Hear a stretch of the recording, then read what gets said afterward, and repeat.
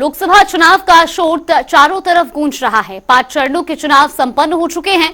छठे चरण में हरियाणा की 10 सीटों पर मतदान होना है, जहां सीधा मुकाबला बीजेपी और कांग्रेस में है।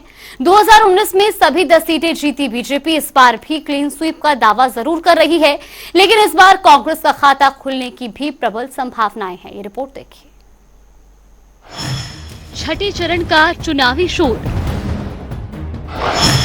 जनता का ध्यान किसकी ओर? बीजेपी का पूरा होगा दावा या कांग्रेस का खुलेगा खाता? लोकसभा चुनाव का मुकाबला दिन ब दिन दिलचस्प होता जा रहा है। 16 मार्च को लोकसभा चुनाव की तारीखों के ऐलान के साथ शुरू हुए शोर शराबे में कई तरह की तस्वीरें सामने आई। इस दौरान हरियाणा के चुनावी दंगल में एक के बाद एक कई बदलाव भी देखने को मिले। मतदान से पहले ओवरऑल माहौल, पार्टियों के प्रचार, सत्ता विरोधी लहर, कैंडिडेट्स के सिलेक्शन, इलेक्शन मैनेजमेंट और जातीय समीकरणों की असेसमेंट की जाए तो हरियाणा में इस बार कांग्रेस का खाता खुलने की संभावनाएं हैं। माना जा रहा है कि ग्रामीण इलाकों में नाराजगी ज्यादा रही तो चौंकाने वाले रिजल्ट भी आ सकते हैं। वहीं अगर बीजेपी के रणनीतिकार मतदान से पहले माहौल संभालने में कामयाब हो गए तो पार्टी के पक्ष में नतीजे आ सकते हैं। ये निर्भर करेगा कि इस भीषण गर्मी के बीच बीजेपी के रणनीतिकार शहरी वोटरों को घर से निकालकर पोलिंग बूथ तक पहुंचाने में कितने कामयाब हो पाते हैं। बात अगर 2019 लोकसभा चुनाव की करें तो बीजेपी को कुल 58.2% वोट मिले और उसने सभी सीटें जीती। 23.32% के अतिरिक्त वोट स्विंग के साथ पार्टी को राज्य की 90 विधानसभा सीटों में से 69 पर लीड मिली।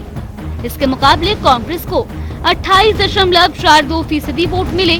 उसके पक्ष में भी 5.52 एक्स्ट्रा वोट स्विंग देखने को मिला, लेकिन पार्टी 90 में से सिर्फ 10 विधानसभा सीटों पर ही लीड ले पाई।